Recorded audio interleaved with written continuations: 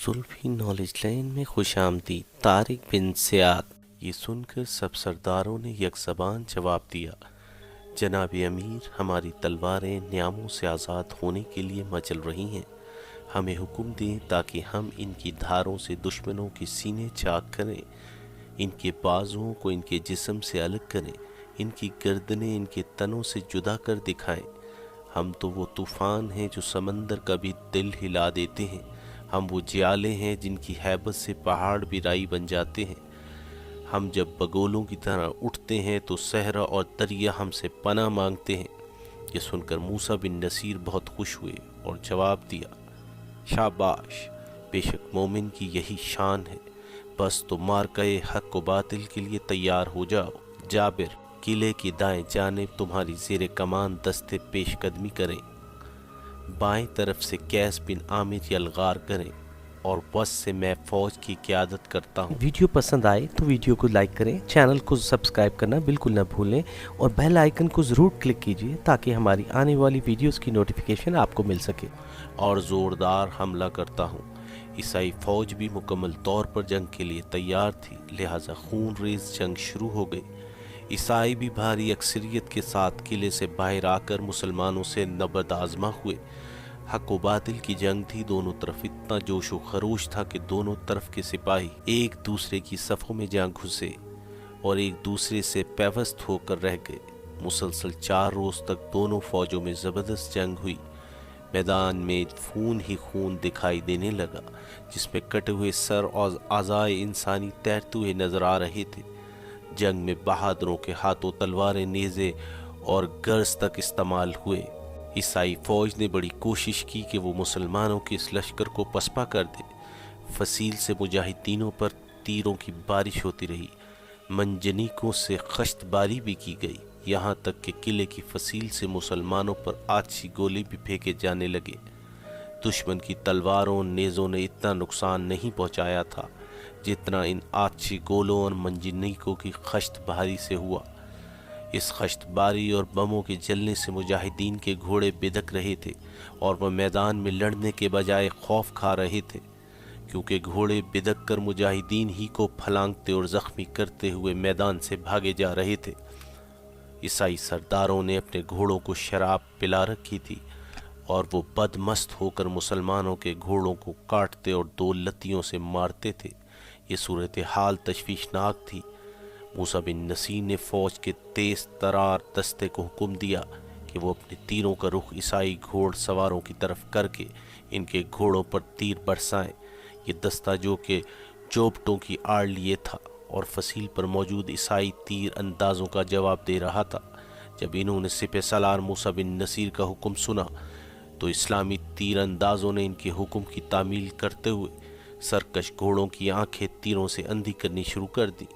یہ حربہ بڑا ہی کامیاب رہا۔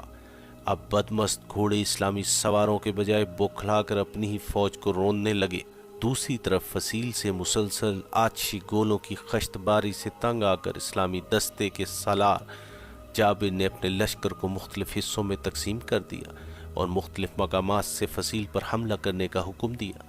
اس کے علاوہ خود میدانی افراتفری میں مبتلا، اپنی فوج دیکھنے میں مصروف دشمن سپاہیوں پر دائیں بائیں آگے اور پیچھے سے حملہ کر دیا اور پل بھر میں ان کو کاٹ کر رکھ دیا۔ پھر جابر کے لشکر کے مجاہدین نے منجنیقوں اور کرابینوں پر قبضہ کر کے ان کا رخ قلعے کے اندر کی طرف کر دیا اور گولے برسانے شروع کر دیے۔ بارود کے گولے پھٹنے کی وجہ سے عیسائیوں کے قلعے میں آگ لگ گئی۔ سارا سامان خوراک اور دیگر جنگی سامان کے علاوہ ان کے سپاہی بھی جل گئے۔ قلعے میں قیامت برپا ہو گئی۔ افراتفری کا وہ عالم ہوا کہ بھاگتے ہوئے لوگ خود اپنے ہی آدمیوں کو رونتے اور کچلتے گئے۔ جانوروں نے رہی سہی کسر پوری کر دی، وہ رسے توڑا کر بے مہار ہو گئے اور بھاگتے ہوئے انسانوں کو کچلنے لگے۔ آخر ان حالات کا اثر عیسائی فوج پر پڑا اور وہ بھاگ کھڑی ہوئی۔ میدان میں بچے کھچے عیسائی مسلمانوں کی تلواروں کا شکار ہو گئے۔ مجاہدین نے زوروں کی جنگ کی اور عیسائیوں کا مذہبی جنون خون بنا کر اور کسے بل ڈھیلے کر کے رکھ دیے۔ آخر عیسائی فوج نے ہتھیار ڈال دیے اور شہر پر قبضہ ہوتے ہی عیسائی عمرہ اور عمائدین وہاں سے بھاگ نکلے اور قرآن مجید کی آیت کریمہ جعل الحق وزحق الباطل ان الباطل کان زہوقا، حق آ گیا اور باطل پیٹ پھیر کر بھاگ گیا، اور بے شک باطل مٹنے والا ہے کہ مستاق بنے۔ موسیٰ بن نصیر نے یہاں مسلمانوں اور یہودیوں کو آباد کیا اور شہر کے انتظام پر حاکم مقرر کرنے کے بعد پیش قدمی کی۔ اشبیلیہ کو فتح کرنے اور اس میں اسلامی حکومت قائم کرنے کے بعد موسیٰ بن نصیر مجاہدین اسلام کے ساتھ ہوا کے دوش پر اڑتے ہوئے کرمونا شہر میں پہنچے اور اپنی شمشیروں اور تلواروں سے اس شہر کے دروازے پر دستک دی۔ اس شہر میں بھی عیسائیوں نے بڑے پیمانے پر جنگی تیاریاں کر رکھی تھیں اور مرنے مارنے کی ٹھان کر بیٹھے ہوئے تھے۔ مسلمانوں کے حملے کا ان کو پہلے ہی علم ہو چکا تھا۔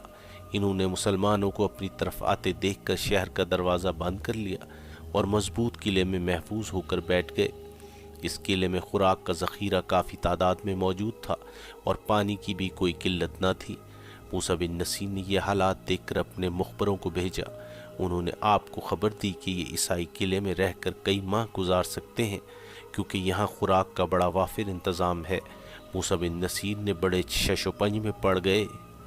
فصیل انتہائی مضبوط تھی اور ان کے محافظ بھی بڑے مستعد اور جانباز تھے۔ آخر باہم مشورہ کرنے کے بعد موسیٰ بن نصیر نے حاکم سبتہ کاؤنٹ جولین کی مدد حاصل کرتے ہوئے اسے اور اس کے بعض ساتھیوں کو برے حال اور مصیبت زدگان کی صورت میں شہر میں پناہ گزین ہونے کے لیے بھیج دیا۔ کاؤنٹ جولین نے اپنے چند ساتھیوں کے ساتھ مسلمانوں کے ظلم و ستم کی داستان سنا کر اہل شہر سے پناہ مانگی۔ اہل شہر نے انہیں مصیبت اور پریشان حال دیکھ کر شہر کے اندر پناہ دے دی۔ ادھر موسیٰ بن نصیر نے رات کو حملہ کرنے کے لیے اسلامی لشکر کو تیار کیا۔ جو ہی رات کا کچھ حصہ گزرا تو شہر کے عیسائی خواب غفلت پہ پڑے نیند کے مزے لینے لگے۔ کاؤنٹ جولین اور اس کے ساتھی رات بھر جاگتے رہے اور موقع پاتے ہی کاؤنٹ جولین اور اس کے ساتھیوں نے شہر کے دروازے کے محافظوں پر حملہ کر کے انہیں قتل کر دیا اور دروازہ اسلامی لشکر کے لیے کھول دیا۔ اسلامی لشکر کے سپہ سالار موسیٰ بن نصیر اسلامی لشکر کے ساتھ شہر میں داخل ہو گئے۔ وہ آندھی اور طوفان کی طرح شہر میں داخل ہوئے اور اس سے پہلے کہ اہل شہر باخبر ہوں مسلمانوں نے صلیب اور شہر پر قبضہ کر لیا۔ کرمونا کو فتح کرنے کے بعد موسیٰ بن نصیر نے اپنے پلان کے مطابق اندلس کے غیر مفتوح شہر ماروا کی طرف رخ کیا۔ شہر والوں نے جب یہ سنا کہ اسلامی لشکر ان کی طرف آ رہا ہے تو وہ سارے کے سارے شہر کے اندر بند ہو گئے، لیکن ساتھ ساتھ مسلمانوں کے حملے کا بھی بڑی مردانگی سے جواب دیا۔ ان کو جب بھی موقع ملتا تو وہ فصیل سے اسلامی لشکر کے اوپر پتھروں اور تیروں کی بارش کر دیتے، جس سے مسلمانوں کو نقصان پہنچتا اور وہ خود آڑ میں ہوتے تھے کہ اسلامی لشکر کے تیر اندازوں کی زد میں نہیں آتے تھے اور محفوظ رہتے تھے۔ آخر موسیٰ بن نصیر نے جنگی حکمت عملی کے پیش نظر شہر کے عقب میں موجود ایک پہاڑی میں مکین ہونے کا فیصلہ کر لیا اور رات ڈھلے وہ میدان کو چھوڑ کر اس پہاڑی میں چلے گئے اور تمام سپاہ کو اس پہاڑی میں چھپا دیا۔ موسیٰ بن نصیر نے حکمت عملی کے تحت میدان میں ایسے اثرات چھوڑ دیے جس سے ظاہر ہوا کہ اسلامی فوج محاصرہ اٹھا کر چلی گئی ہے۔ کرمونا والوں نے جب صبح یہ معاملہ دیکھا کہ میدان صاف ہے اور اسلامی لشکر موجود نہیں تو انہوں نے اپنے خیال میں سوچا کہ اسلامی لشکر ہماری فوجی جمعیت اور اکثریت سے خائف ہو کر محاصرہ اٹھا کر چلا گیا ہے۔